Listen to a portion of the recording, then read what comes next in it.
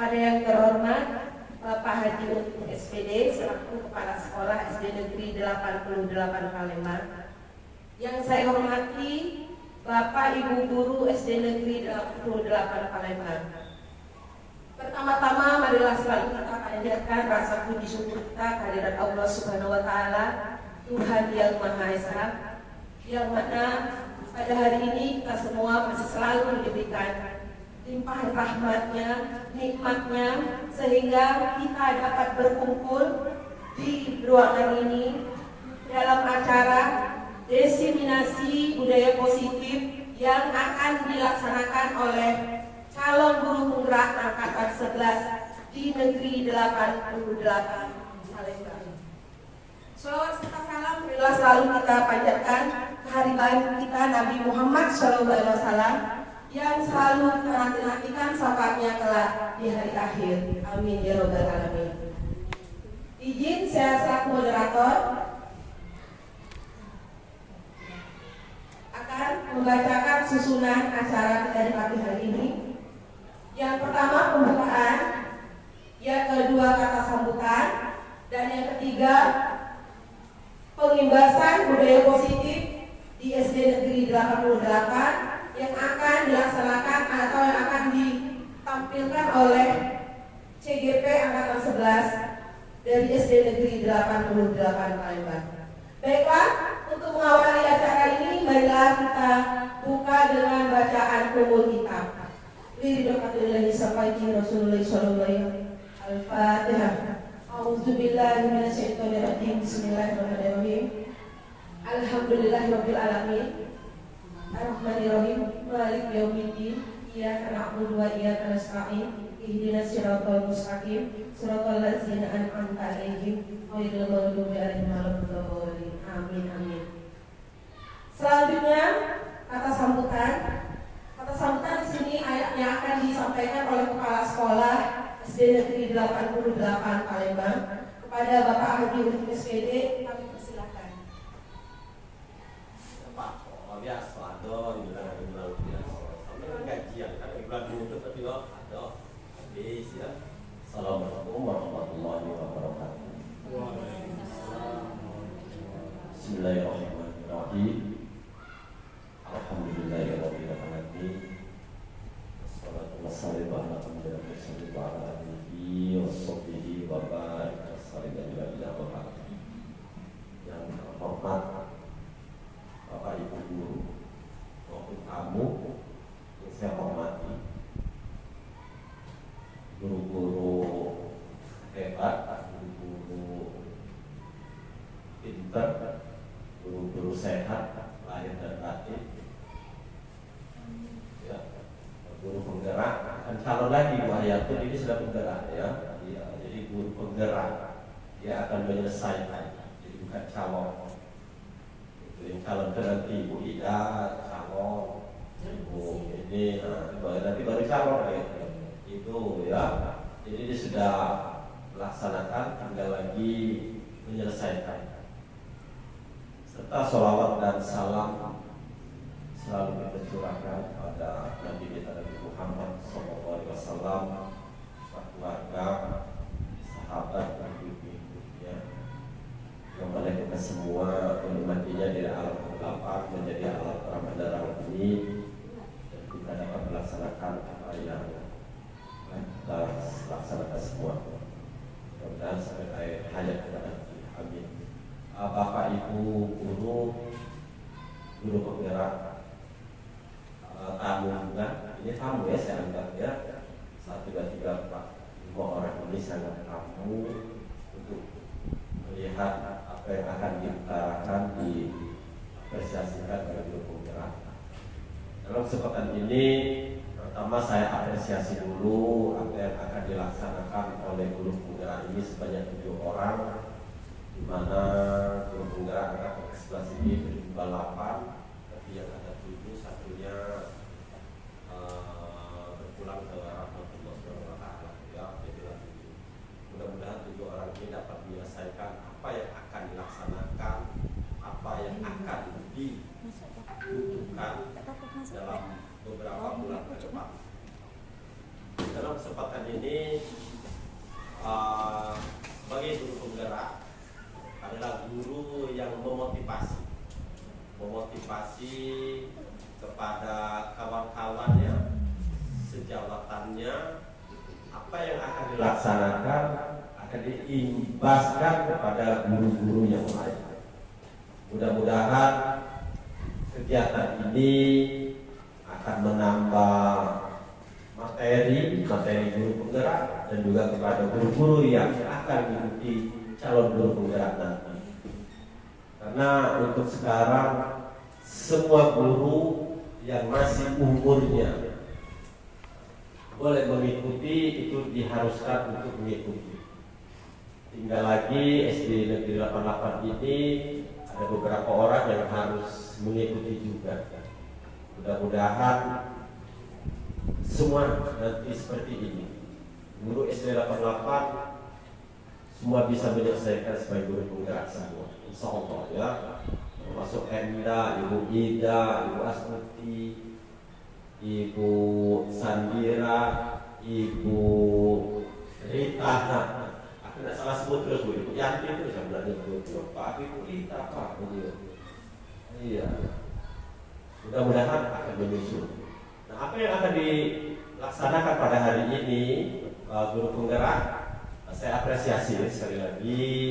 Mudah-mudahan apa yang akan dilaksanakan akan menambah wawasan bagi guru penggerak itu sendiri, wawasan bagi guru yang diundang untuk mengapresiasi, mengikuti apa yang akan dilaksanakan oleh guru penggerak, menjadi motivasi untuk memacu akan lebih baik lagi, akan mengikuti guru penggerak, jadi guru penggerak di rumah bergerak terus, di sekolah tambah lagi. Jadi energi, jadi kurangi walaupun sakit tapi dia energi. Kalau dia guru penggerak, tak baca di teman-teman. Dia harus bergerak. Kalau mantap kayak tak berhasil, jadi ada bergerak, senang bergerak. Sini yang positif. Jadi sekali lagi mudah-mudahan apa yang akan diberikan oleh guru penggerak ini kepada teman sejawatnya akan terlaksana dengan baik, menghasilkan juga yang terbaik, bisa diapresiasikan keluar ke dalam, baik kepada sekolah sendiri maupun nanti ke sekolah luar negeri. Saya harapkan laksanakan ini dengan baik, saling bekerja sama dengan satu dengan yang lain. Apa yang didapatkan hari ini akan menghasilkan akan lebih baik lagi ke depannya. Silakan saling kolaborasi ya, jangan pelit-pelit sama kawan. Selesai satu selesai semua. Tidak satu tidak semua, itu baru ya. Tidak saya tanda tangan nih kalau 7 orang enaknya berhasil, satu tidak saya tanda tangan. Itu namanya tidak kompak. Ya.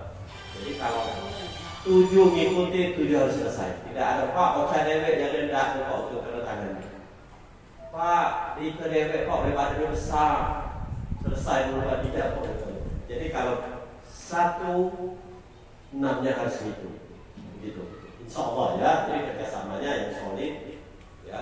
Kalau kamu kerjasama solid, apa yang solid akan menjadi tidak sulit.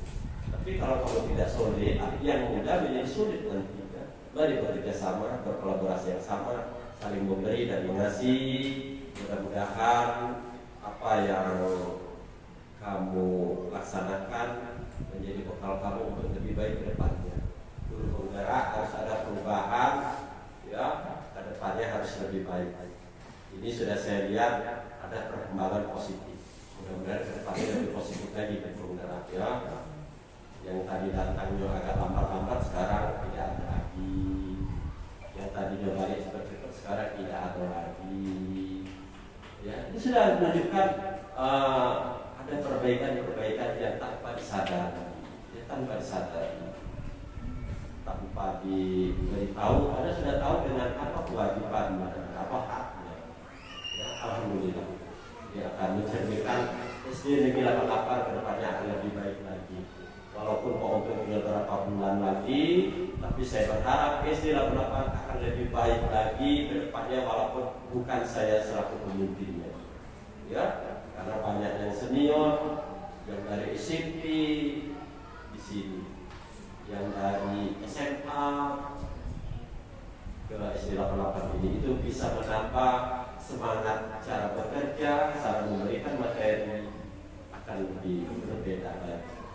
Itu saja, mudah-mudahan apa yang dilaksanakan hari ini oleh guru penggerak akan menghasilkan manusia-manusia yang baik untuk Indonesia ke depannya. Bapak Ibu ya, saya terima kasih. Saya akhiri wabillahi taufiq. Assalamualaikum warahmatullahi wabarakatuh.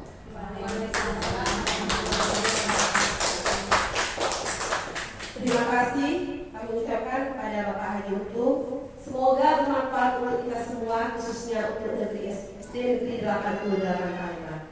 Selanjutnya pengimbasan atau diseminasi budaya positif yang akan disampaikan oleh JGB Angkatan 11 dengan tema Mari belajar bersama berkolaborasi, saling mendukung demi mewujudkan disiplin positif di sekolah kita tercinta SD Negeri 88 Palembang. Waktu dan tempat kami persilahkan.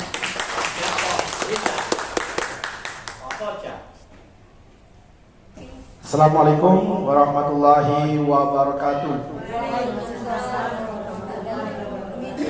Sebelumnya saya ucapkan terima kasih kepada moderator yang telah mempersilakan saya untuk menyampaikan diseminasi aksi nyata modul 1.4.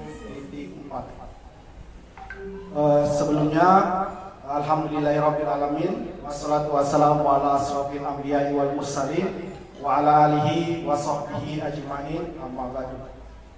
Pertama-tama marilah kita panjatkan puja dan puji syukur kita kehadiran Allah Subhanahu wa taala, karena berkat rahmat serta karunia-Nya lah kita masih diberikan kesempatan untuk sama-sama berkumpul di ruangan ini untuk mengikuti kegiatan kita pada siang hari ini.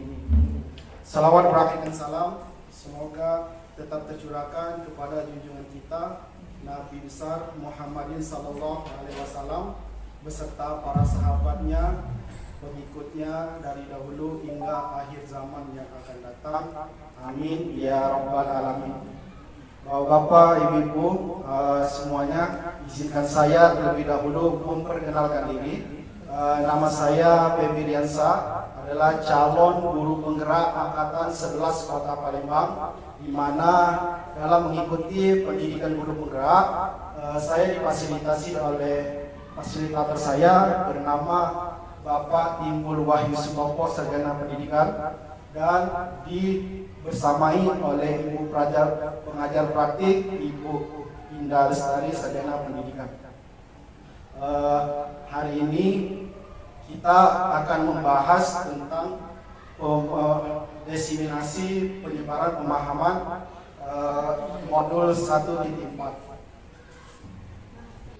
Baiklah Bapak Ibu, sebelum kita memulai kegiatan, marilah kita mengadakan ice breaking terlebih dahulu.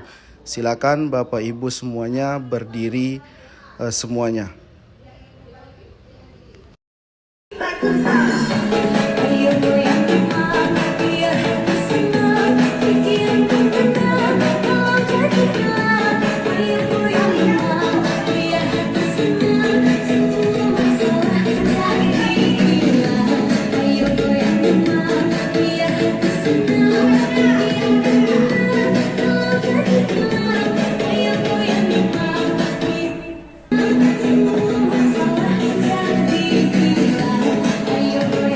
Oke, tadi kita telah mengadakan ice breaking bersama-sama untuk membuat kita di sini menjadi bersemangat ya. Saya mohon kepada Bapak Ibu semuanya jangan terlalu tegang nanti ketika kita atau ketika saya menyampaikan pemaparan ini. Selanjutnya saya akan berbicara masalah budaya positif. Apa itu budaya positif? Mungkin Bapak Ibu semuanya yang ada di sini itu tidak merasa kaget dengan kalimat atau kata-kata budaya positif, karena mungkin Bapak Ibu sudah pernah melakukan budaya positif di kelas bahkan di sekolah kita masing-masing. Kemudian budaya positif. Budaya positif itu adalah nilai-nilai, keyakinan-keyakinan, dan kebiasaan-kebiasaan di sekolah yang berpihak pada peserta didik agar peserta didik dapat menjadi pribadi yang kritis, penuh hormat, dan bertanggung jawab. Adapun konsep inti dari budaya positif yang akan saya sampaikan pada siang hari ini, yang pertama itu tentang perubahan paradigma baru. Yang kedua tentang disiplin positif. Yang ketiga nilai-nilai kebajikan. Yang keempat motivasi perilaku. Yang kelima kebutuhan dasar manusia. Yang keenam keyakinan kelas. Yang ketujuh posisi kontrol. Dan yang kedelapan adalah segitiga restitusi. Nah, dari konsep inti budaya positif yang akan saya jelaskan pada hari ini, yang pertama itu tentang pembelajaran dengan paradigma baru. Sebagaimana yang kita ketahui bahwa kita di pembelajaran ini harus merubah paradigma baru. Pembelajaran paradigma baru ini merupakan satu pembelajaran yang dirancang berdasarkan prinsip pembelajaran berdiferensiasi, sehingga peserta didik nantinya dapat belajar sesuai dengan kebutuhannya berdasarkan tahap perkembangan dari teori psikologi modern untuk mewujudkan profil pelajar Pancasila. Nah, profil pelajar Pancasila inilah adalah paradigma baru yang ingin dikembangkan oleh guru. Yang pertama itu ada beriman, bertakwa kepada Tuhan Yang Maha Esa. Yang kedua itu ada berkebinekaan global. Yang ketiga bergotong royong. Yang keempat kreatif. Yang kelima bernalar kritis. Dan yang terakhir adalah mandiri. Ya, jadi pada pembelajaran paradigma baru ini kita belajarnya lebih menghamba kepada siswa. Selanjutnya di sini kita akan melihat coba buka. Di sini nanti kita membuat suatu menulis di suatu kertas. Nah, kertas tersebut kita tulis dari teman yang pertama itu menulis di dalam kertas suatu kata-kata yang rahasia, boleh apa saja yang ditulis oleh Bapak Ibu semuanya. Kemudian nanti temannya akan berusaha untuk mengambil atau membuka kepalan dari tangan yang Bapak Ibu tulis tadi. Ini tentang posisi kontrol yang seharusnya Bapak Ibu lakukan. Selanjutnya, terkadang ketika kita menjelaskan tentang makna posisi kontrol ini, banyak miskonsepsi yang terjadi menurut Dr. William Glasser atau psikologi dan pendidikan. Yang pertama itu adalah ilustrasi guru mengontrol murid. Nah, guru itu tidak dapat memaksa murid untuk melakukan sesuatu jika murid tersebut memilih untuk tidak melakukannya. Artinya meskipun terlihat seperti guru yang mengontrol murid, sebenarnya kontrol itu terjadi karena murid mengizinkannya. Yang pertama. Yang kedua itu ilustrasi bahwa semua penguatan positif, efektif dan bermanfaat. Penguatan positif atau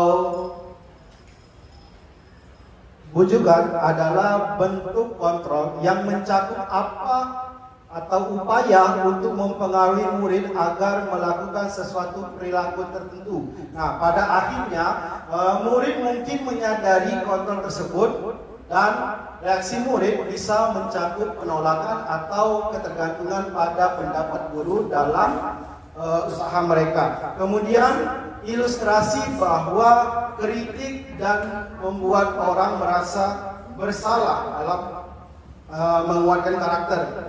Kritik dan rasa bersalah digunakan untuk mengontrol murid menuju identitas gagal dan membuat mereka merasa buruk tentang diri mereka yang mengembangkan dialog diri negatif. Kemudian yang terakhir itu tentang ilusi bahwa orang dewasa memiliki hak untuk memaksa. Sini banyak orang dewasa percaya bahwa mereka bertanggung jawab untuk mendorong murid untuk melakukan tindakan tertentu. Selama ada kemauan yang dapat diukur. Namun mereka menyadari bahwa perilaku memaksa tidak efektif dalam jangka panjang dan bisa menyebabkan hubungan permusuhan. Kemudian di sini ada mengubah paradigma stimulus respon ke pendekatan teori kontrol. Di sini ada 6 ya.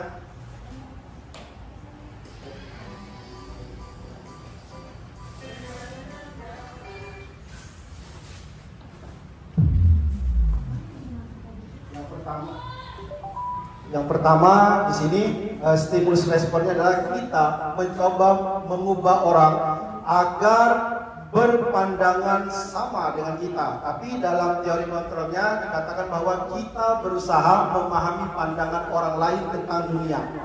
Yang kedua, perilaku buruk dilihat sebagai suatu kesalahan. Padahal menurut teori kontrol adalah semua perilaku itu memiliki tujuan. Yang ketiga, orang lain bisa mengontrol saya. Tapi menurut teori kontrol hanya Anda yang bisa mengontrol diri Anda sendiri. Kemudian yang keempat, yang kelima ya. Yang keempat, saya bisa mengontrol orang lain.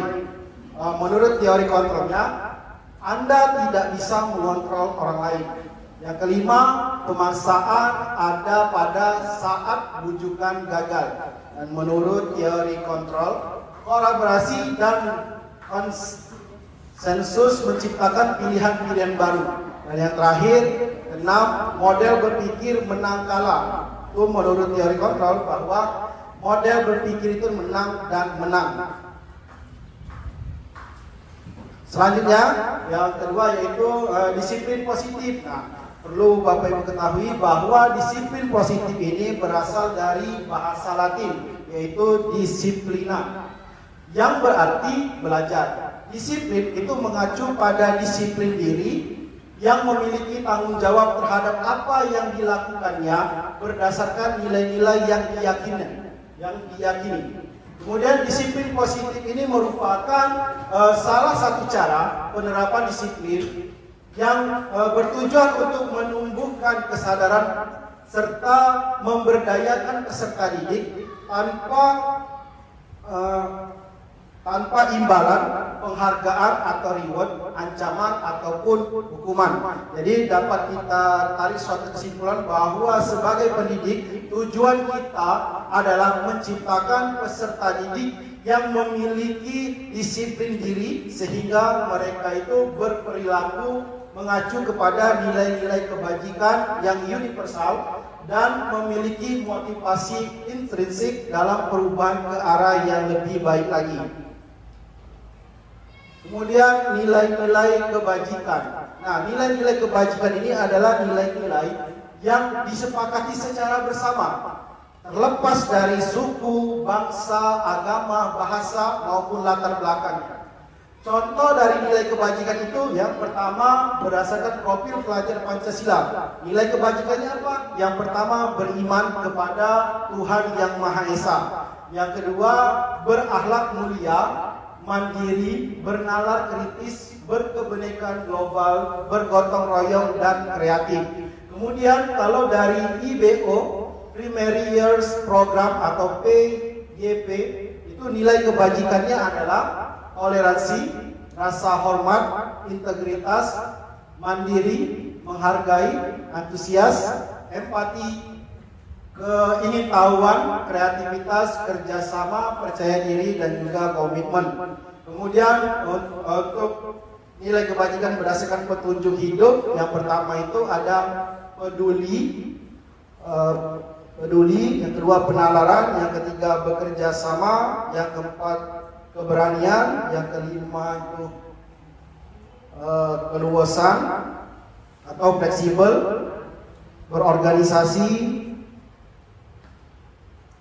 sabaran, keteguhan hati, kehormatan, memiliki rasa humor, berinovatif, integritas, pemecah masalah, sumber pengetahuan, tanggung jawab, dan persahabatan. Kemudian motivasi perilaku. Motivasi perilaku adalah motivasinya adalah dorongan, ya, di mana motivasi perilaku ini itu ada dua macam, yaitu ada motivasi yang berasal dari ekstrinsik, artinya dari luar. Kemudian ada juga motivasi yang berasal dari intrinsik, dari dalam. Bisa kita lihat di sini bahwa motivasi yang berasal dari luar itu ekstrinsik, untuk menghindari tidak nyaman atau hukuman. Yang kedua, untuk mendapatkan imbalan atau penghargaan dari orang lain. Sedangkan motivasi intrinsik yang berasal dari dalam diri, yaitu untuk menjadi orang yang mereka inginkan dan menghargai diri sendiri dengan nilai-nilai yang mereka percaya. Di sini kita pahami satu persatu, ya. Yang pertama tadi adalah motivasi ekstrinsik, yaitu untuk menghindari tidak nyaman atau hukuman, di mana ini adalah tingkat terendah dari motivasi perilaku manusia. Biasanya orang yang memiliki perilaku ini menghindari hukuman atau tidak nyaman akan bertanya, apa saja yang akan terjadi apabila saya tidak melakukannya. Nah, sebenarnya mereka sedang menghindari permasalahan yang mungkin muncul dan berpengaruh pada mereka secara fisik, psikologis, maupun tidak terpenuhnya kebutuhan mereka bila mereka tidak melakukan tindakan tersebut. Kemudian untuk mendapatkan imbalan atau penghargaan dari orang lain. Sini satu tingkat di atas motivasi yang pertama tadi, ya. Orang yang berpikir untuk mendapatkan imbalan atau penghargaan dari orang lain, orang dengan motivasi ini akan bertanya, apa yang akan mereka dapatkan apabila mereka melakukannya.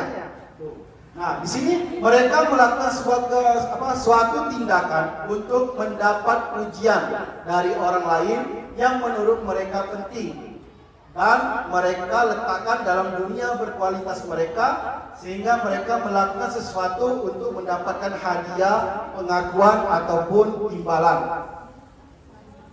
Kemudian dari motivasi intrinsik, ya, dari dalam, untuk menjadi orang yang mereka inginkan dan menghargai diri sendiri dengan nilai-nilai yang mereka percaya. Nah, di sini mereka melakukan sesuatu karena nilai-nilai yang mereka yakini dan hargai, dan mereka melakukannya karena mereka ingin menjadi orang yang melakukan nilai-nilai yang mereka yakini tersebut. Nah, inilah adalah motivasi yang membuat seorang memiliki disiplin positif.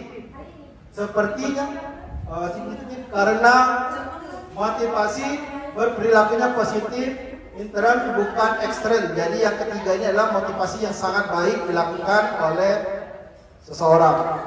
Next, selanjutnya kebutuhan dasar manusia. Nah, manusia ini mempunyai kebutuhan dasar yang harus dilakukan. Nah, ini pengertiannya, kebutuhan dasar manusia itu adalah segala sesuatu yang kita lakukan untuk mendapatkan apa yang kita inginkan. Seluruh tindakan yang kita lakukan itu memiliki tujuan tertentu, dan semua usaha terbaik yang kita lakukan adalah dalam rangka agar kebutuhan dasar kita terpenuhi dengan baik. Baik, ya. Kemudian dari kebutuhan dasar tersebut terdapat 5 kebutuhan dasar manusia. Ya, yang pertama itu bertahan hidup.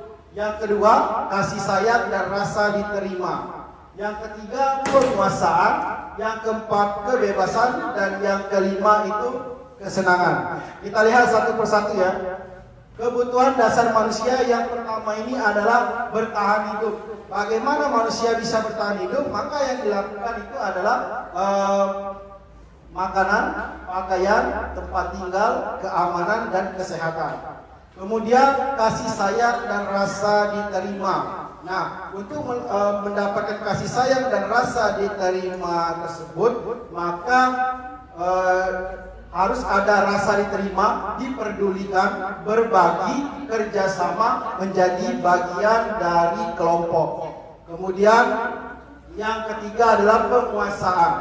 Ya, yang harus dibutuhkan oleh manusia adalah harga diri, penghargaan untuk dianggap, memimpin, berprestasi, diakui dan didengar. Kemudian yang keempat kebebasan. Ya, kebebasannya yaitu mandiri, memiliki pilihan, mencoba hal baru, mampu mengendalikan arah dirinya. Dan yang terakhir adalah kesenangan, di mana bisa dilakukan dengan bermain, humor, antusias, dan juga tertawa. Itulah 5 kebutuhan dasar dari manusia. Kemudian ada juga di sini 5 posisi kontrol guru. Jadi guru ini ya mempunyai 5 posisi kontrol.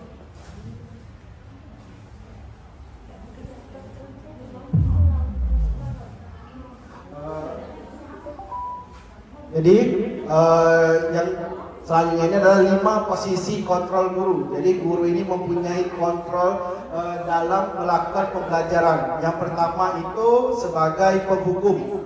Yang kedua sebagai pembuat rasa bersalah. Yang ketiga sebagai teman. Yang keempat sebagai pemantau. Dan yang kelima sebagai manajer. Nah, di sini kita akan menyaksikan satu tayangan tentang 5 posisi kontrol guru. Silakan Bapak Ibu nanti ditonton videonya.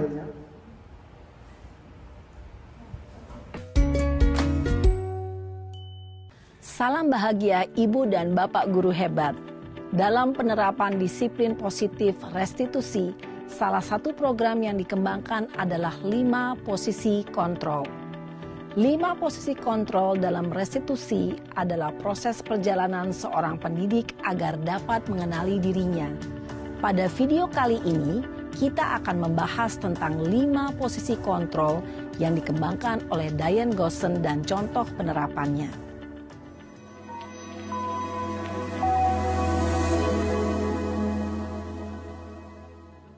Lima posisi kontrol itu adalah 1.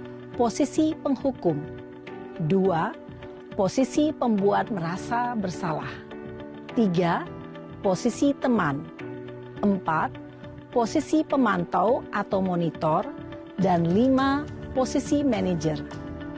Untuk lebih memahami kelima posisi tersebut, mari kita saksikan kasus Naren yang terlambat hadir 20 menit di sekolah dan melihat bagaimana kelima posisi kontrol dalam menghadapi masalah tersebut.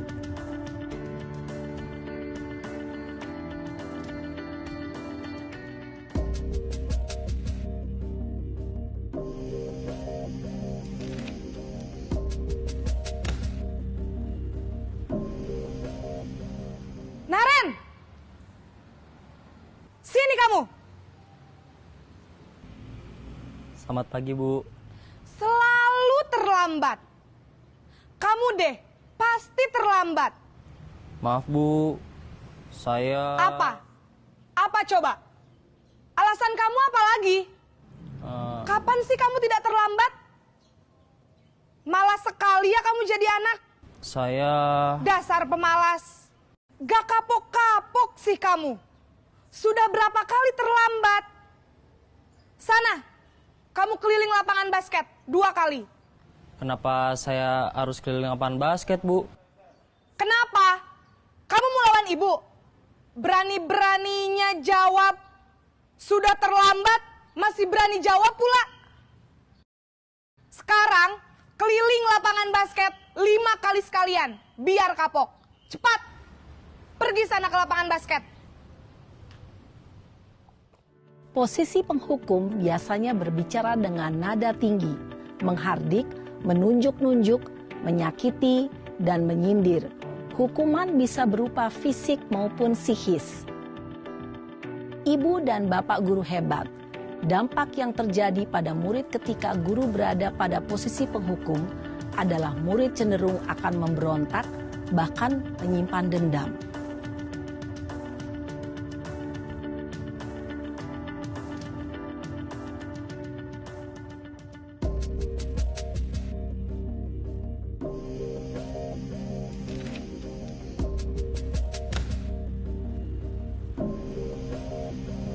Naren!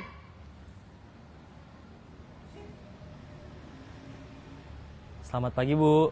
Naren. Kamu kenapa terlambat lagi, Nak? Ya Tuhan, Naren. Kamu senang ya bikin ibu susah ya? Kalau kamu terlambat lagi, nanti ibu yang ditegur bapak kepala sekolah, Nak. Disangka ibu tidak bisa membina kamu. Duh, gimana ini? Maaf, Bu. Duh, Gusti Naren. Kamu suka ya kalau ibu ditegur bapak kepala sekolah? Terus, sekarang ibu harus tulis apa ini di buku absen? Ini kamu sudah sering terlambat loh. Ibu harus apa coba? Maaf, Bu. Maaf sekali. Ya sudah, lain kali jangan bikin ibu susah lagi ya, Nak ya. Ibu tidak akan kuat lagi kalau kamu begini terus. Bisa jantungan kalau ibu ditegur bapak kepala sekolah. Sana cepat ke kelas. Maaf ya, Bu. Maaf sekali. Posisi pembuat rasa bersalah berbicara dengan nada tenang, cenderung lembut. Namun kata-kata yang diutarakan membuat murid merasa menjadi orang yang gagal. Memandang buruk dirinya sendiri, merasa tidak berharga, dan tidak sanggup membahagiakan orang lain. Ketika guru mengambil posisi pembuat rasa bersalah, murid akan menganggap dirinya yang bersalah dan ia akan menyimpan emosi negatif tersebut di dalam dirinya.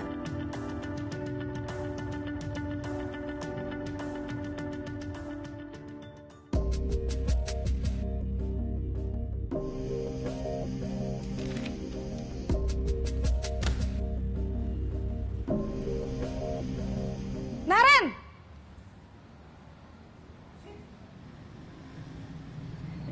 Selamat pagi, Bu. Wah, sudah jam berapa ini, Nak? Terlambat lagi ya, sayang. Iya, Bu. Habis ibu saya lupa bangunkan saya, Bu. Kamu malah menyalahkan ibu kamu. Kamu bukannya anak yang larinya paling kencang. Kok terlambat sih? Iya, Bu. Saya memang terlambat bangun tadi. Jadi, biarpun saya lari kencang, tetap gak kekejar, Bu. Ya sudah sana, nanti lain kali larinya lebih kenceng lagi ya. Biar gak terlambat lagi. Bikin seneng ibu, demi ibu. Bisa kan? Bisa lah, Bu. Ya sudah sana masuk kelas. Ibu beresin urusan absen kamu. Kamu ini ada-ada saja. Dalam posisi teman, guru berbicara dengan nada suara ramah, akrab, cenderung bersenda gurau untuk menjaga suasana tetap santai. Murid akan merasa senang, aman, dan akrab dengan guru. Identitas yang tercipta adalah identitas sukses atau berhasil. Namun, perlu diingat, karena ini masih dorongan eksternal, maka ada faktor ketergantungan dari murid kepada orang tertentu. Di sini guru absennya, sehingga di lain waktu murid bisa berperilaku baik, namun hanya kepada orang-orang tertentu saja.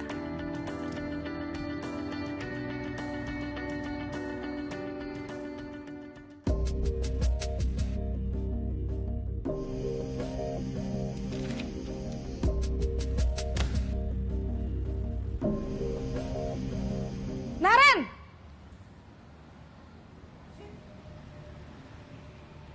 Selamat pagi, Bu. Naren, apa peraturan sekolah kita tentang jam berapa kita harus masuk sekolah, Nak? Kita harus di sekolah jam 7, Bu. Iya betul, sekarang sudah jam 7.20. Naren sudah tahu konsekuensinya jika terlambat hadir.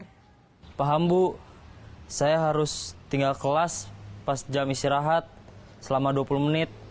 Iya benar, konsekuensinya demikian. Jadi nanti jam 9.30 pas istirahat, kamu harus tinggal di kelas, kerjakan tugas tambahan untuk ketertinggalan kamu, ya? Baik Bu. Posisi pemantau mengandalkan penghitungan atau data untuk mengontrol murid. Guru mengarahkan murid berdasarkan peraturan dan konsekuensi. Seorang pemantau menunjukkan bahasa tubuh dan ekspresi wajah yang datar dan cenderung formal.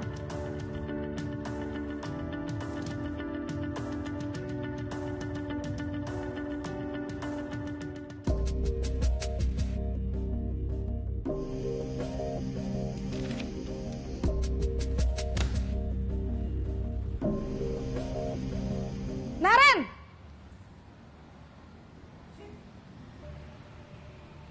Selamat pagi Bu. Selamat pagi Naren. Maaf Bu, saya terlambat.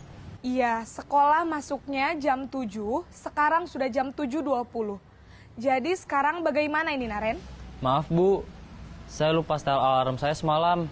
Baiklah, menurut kamu, keyakinan sekolah yang mana yang perlu kamu tingkatkan?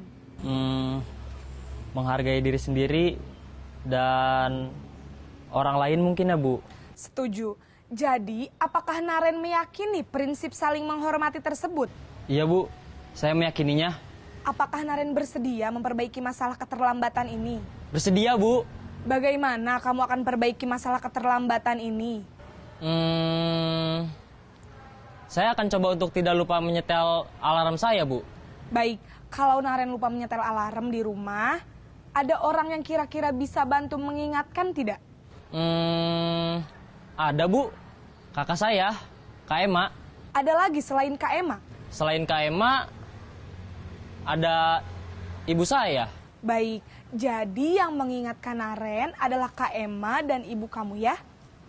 Kira-kira akan mulai setel alarm kapan nih Naren? Setelah pulang sekolah, akan segera saya lakukan. Baik, jadi Naren akan setel alarm untuk bangun besok pagi dan akan diingatkan oleh kakak dan ibunda Naren ya. Ada lagi yang mungkin perlu dilakukan Naren? Agar tidak terlambat bangun lagi. Tidak ada Bu. Baik Naren, terima kasih untuk kerjasama kamu. Sekarang kamu perlu kembali ke kelas untuk belajar. Baik Bu, terima kasih. Posisi manajer adalah posisi kontrol yang disarankan untuk membimbing murid memiliki sikap disiplin yang positif, yaitu murid yang mandiri, bertanggung jawab, dan dapat memecahkan masalah. Tujuan dari posisi ini adalah agar murid dapat berefleksi atas tindakannya. Guru akan dengan tulus memberikan pertanyaan-pertanyaan bermakna, sehingga membuat murid dapat belajar dari kesalahannya dan mencari sebuah solusi untuk menyelesaikannya. Ibu dan bapak guru hebat, setelah mengamati adegan kelima posisi kontrol tadi, kira-kira posisi mana yang paling ideal? Posisi mana yang dapat menunjang motivasi intrinsik murid? Ya, tentu posisi manajer. Posisi ini memang posisi ideal yang ingin dituju setiap pendidik. Pada posisi inilah, guru dapat menerapkan disiplin positif yang berpihak pada murid, yang memerdekakan murid. Perjalanan seorang pendidik tentunya tidak mudah untuk sampai pada posisi seorang manajer. Namun, tujuan kita pasti, yaitu menciptakan murid-murid yang mandiri, merdeka, dan bertanggung jawab. Semoga penggambaran 5 posisi kontrol yang telah diperlihatkan ini dapat menjadi ajang refleksi bagi kita semua, agar dapat terus mengasah dan menerapkan disiplin positif yang memerdekakan murid. Mari terus berlatih dan bersemangat. Selamat menerapkan. Salam dan bahagia, Ibu dan Bapak Guru hebat.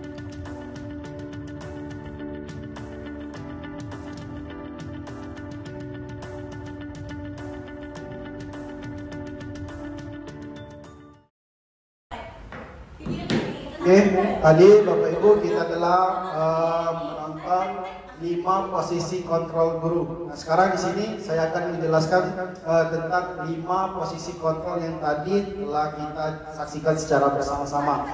Yang pertama itu adalah sebagai penghukum. Nah, seorang penghukum itu bisa menggunakan hukuman fisik maupun verbal.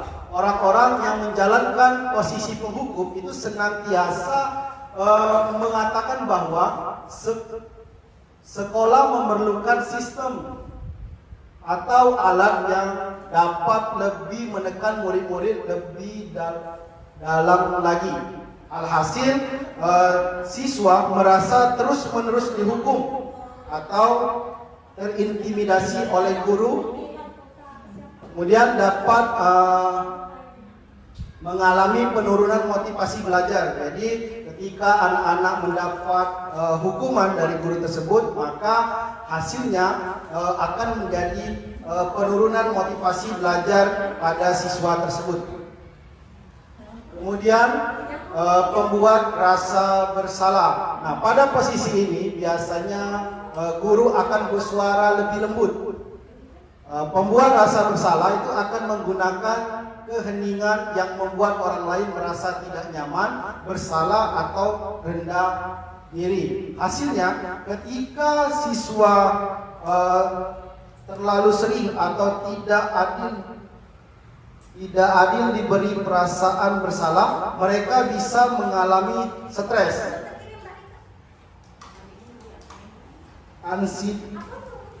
ansietas, perasaan bersalah yang konsisten atau tidak adil, penurunan harga diri. Ini bisa mengganggu perkembangan akademik dan emosional mereka. Kemudian teman, selanjutnya adalah teman ya. Guru pada posisi ini itu tidak akan menyakiti murid, namun akan tetap berupaya mengontrol murid melalui persuasi. Posisi teman dan guru bisa negatif maupun bisa positif. Posisi positif di sini berupa hubungan baik yang terjalin antara guru dan juga murid. Guru di posisi teman menggunakan hubungan baik dan humor untuk mempengaruhi seseorang. Hasilnya, murid akan merasa senang dan akrab dengan guru. Ini termasuk dampak yang positif. Hanya saja di sisi negatif, murid menjadi tergantung pada guru tersebut. Yang keempat yaitu pemantau. Memantau berarti di sini mengawasi. Pada saat kita mengawasi, kita bertanggung jawab atas perilaku orang-orang yang aturan-aturan menggunakan sanksi konsekuensi. Jadi kita dapat memisahkan hubungan pribadi dengan murid sebagai seseorang yang menjalankan posisi pemantau. Hasilnya, di sini murid memahami konsekuensi yang harus dijalankan karena telah melanggar salah satu peraturan sekolah. Kemudian murid tersebut menjadi marah atau membuat merasa bersalah. Kemudian yang terakhir adalah manajer. Posisi terakhir manajer adalah posisi di mana guru berbuat sesuatu bersama dengan murid, mempersilahkan murid agar mempertanggungjawabkan perilakunya, mendukung murid agar dapat menemukan solusi atas permasalahannya sendiri. Seseorang manajer telah memiliki keterampilan di posisi teman maupun pemantau, dan dengan demikian bisa jadi di waktu-waktu tertentu kembali kepada kedua posisi tersebut bila diperlukan. Hasilnya, pendekatan manajer lebih menekankan pada pengajaran tanggung jawab, restitusi masalah, dan pengembangan keterampilan siswa dalam mengelola perilaku mereka sendiri. Nah, dari 5 posisi kontrol tadi yang telah saya sampaikan, bahwa yang kelima ini adalah posisi kontrol yang sangat baik dilakukan oleh guru. Kemudian selanjutnya adalah keyakinan kelas. Nah, mengapa keyakinan kelas bukan peraturan kelas?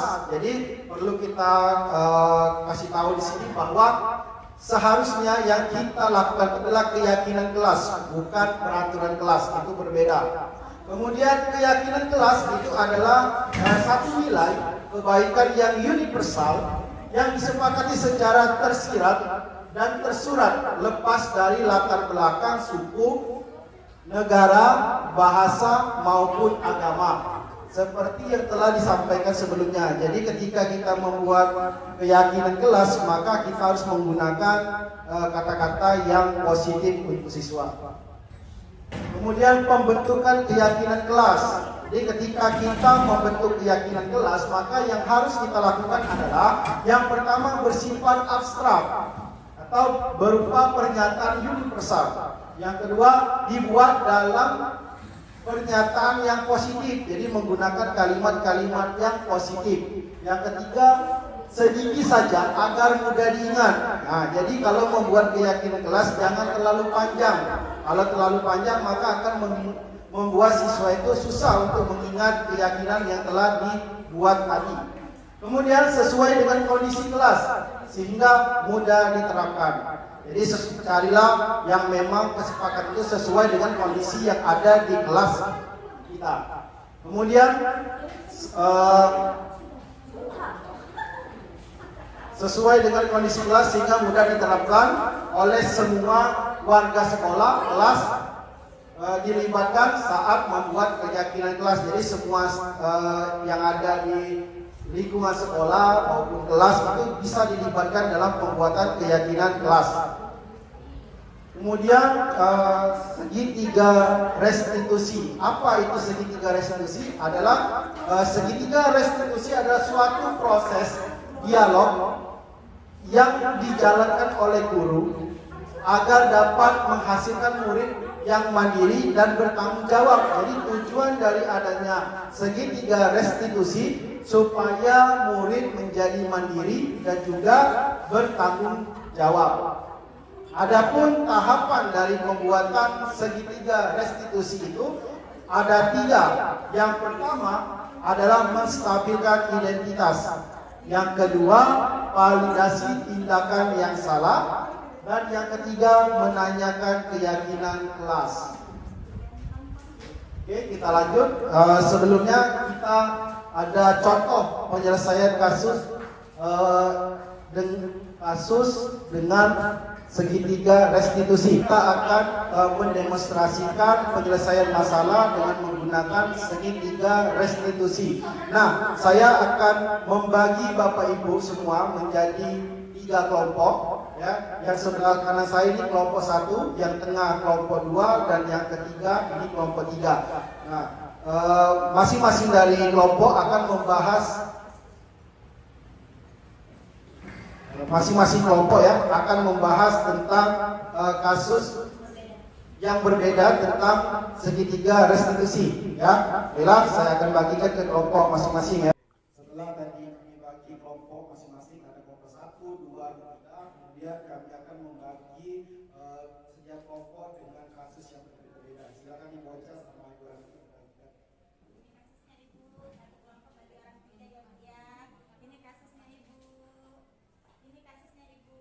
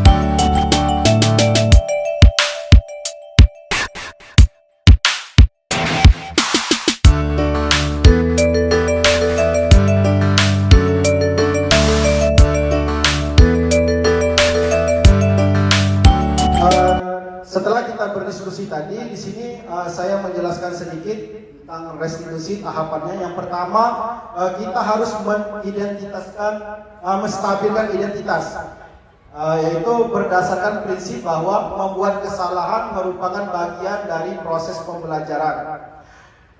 Kalimatnya situ, berbuat salah itu tidak apa-apa, kemudian tidak ada manusia yang sempurna.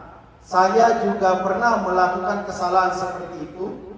Kita bisa menyelesaikan ini.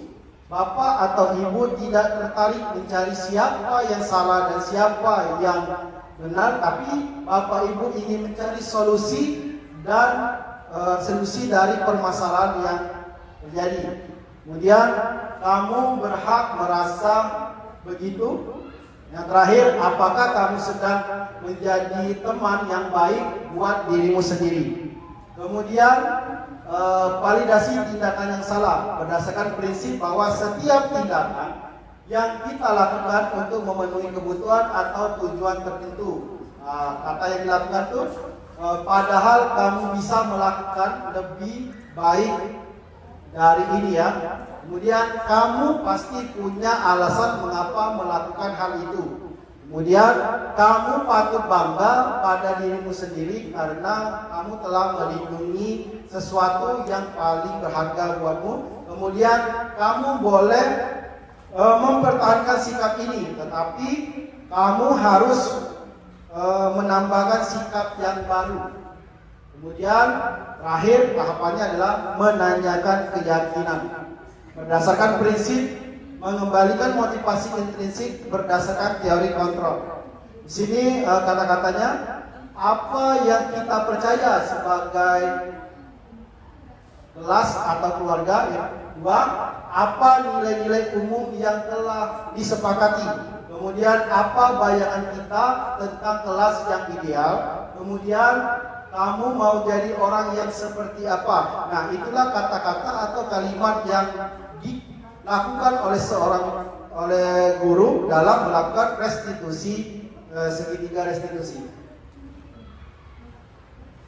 Baik, sebelum saya menutup kegiatan kita pada hari ini, saya ingin Bapak Ibu merefleksikan apa yang telah saya sampaikan ini. Ya, silakan nanti Bapak Ibu saya minta ketika merefleksikan satu persatu untuk berdiri di tempat duduknya masing-masing. Dan kita mulai dari yang pertama sebelah kanan saya. Silakan Bu. Assalamualaikum warahmatullahi wabarakatuh. Baiklah, dari hasil pemaparan tadi saya bisa menyimak sedikit ya pemaparan tadi tentang refleksi.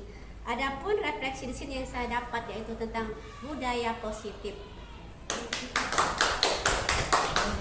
Baiklah, hasil dari refleksi yang dipaparkan oleh kawan CGP, maka yang dapatkan kami dapat segitiga restitusi.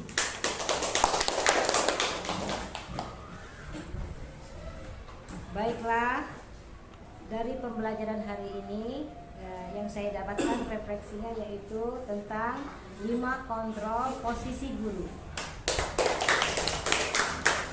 Hasil pembelajaran hari ini yang saya dapatkan adalah perubahan paradigma baru. Baiklah, terima kasih kepada para teman-teman CGP. Adapun hasil yang saya terima hari ini, yang saya dapatkan dari ilmu yang sudah diberikan yaitu tentang keyakinan kelas. Baiklah, hasil dari refleksi hari ini yang saya dapat adalah segitiga restitusi. Assalamualaikum warahmatullahi wabarakatuh. Baiklah ibu-ibu, untuk yang pembelajaran hari ini yang saya dapatkan yaitu tentang kebutuhan dasar manusia. Oke, terima kasih sebelumnya. Assalamualaikum warahmatullahi wabarakatuh. Untuk refleksi pembelajaran kita hari ini yang dapat saya ambil dari pembelajaran kita hari ini yaitu tentang budaya positif, yang mana memang untuk menerapkan budaya positif di SD Negeri 8 ini sudah baik dan perlu ditingkatkan lagi ke depannya. Assalamualaikum warahmatullahi wabarakatuh. Pertama-tama terima kasih untuk rekan CGP angkatan 11 untuk terkait dari materi hari ini yang sudah saya petik mengenai segitiga restitusi, yaitu terkait bahwasanya kita itu harus menghilangkan isu-isu sosial di dalam segi pelajaran. Baik, itu saja. Nah, setelah melakukan refleksi, kami mengadakan atau mengambil suatu kesimpulan bahwa dalam penerapan program disiplin positif hendaknya guru memiliki standar kepribadian profesional dan sosial yang baik, di mana guru mampu merefleksikan diri dalam posisi kontrol saat ini. Bagaimana perjalanan dirinya sebagai among atau manajer agar menuntun murid-muridnya menjadi insan yang mandiri, merdeka dan bertanggung jawab menurut standar nasional pendidikan. Mungkin itu saja yang dapat saya sampaikan tentang destinasi aksi nyata modul 1.4 tentang budaya positif. Mohon maaf kalau ada salah-salah kata dan perbuatan, kepada Allah saya mohon ampun, dan saya akhiri dengan ucapan wabillahi taufiq wal hidayah. Assalamualaikum warahmatullahi wabarakatuh. Waalaikumsalam warahmatullahi wabarakatuh. Assalamualaikum warahmatullahi wabarakatuh. Saya selaku pimpinan Sekolah Dasar SD Negeri 88 Palembang sangat mengapresiasi sekali dengan adanya kegiatan guru-guru CGP angkatan ke-11 SD Negeri 88 ini, yang mana menyelenggarakan pelaksanaan yaitu pembiasaan budaya positif serta menyelaraskan proses dan nilai guru CGP yang diselenggarakan, dan mengharapkan apa yang diimplementasikan kepada kawan-kawan sesama guru CGP akan mendapat nilai-nilai dan kolaborasi yang tinggi dan menghasilkan budaya kebiasaan ini akan diterapkan juga kepada siswa-siswa SD Negeri 88. Apa yang sudah dilaksanakan secara bergantian satu persatu mengungkapkan, mengapresiasikan pelajaran budaya positif, mudah-mudahan kedepannya akan memberikan wacana yang baru, keadaan yang baru, suasana yang baru di SD Negeri 88 ini. Dan sekali lagi, saya selaku pimpinan di SD Negeri 88 ini sangat mengapresiasi kepada seluruh guru penggerak angkatan 11 ini. Mudah-mudahan apa yang mereka sampaikan kepada sesama atau satu sejawat akan menghasilkan hasil yang luar biasa untuk guru-guru, untuk siswanya, untuk guru CGP-nya masing-masing. Itu saja yang dapat saya sampaikan. Mudah-mudahan ada manfaatnya semua. Sekali lagi saya apresiasi kepada guru penggerak angkatan 11, khususnya Sekolah Dasar SD Negeri 88 ini. Semoga yang belum akan bisa mengikuti jejak-jejak kepada yang terdahulu. Hasilnya akan baik semua. Terima kasih, mudah-mudahan bermanfaat bagi kita semua, khususnya Sekolah Dasar SD Negeri 88. Wabillahi taufiq wal hidayah. Assalamualaikum warahmatullahi wabarakatuh.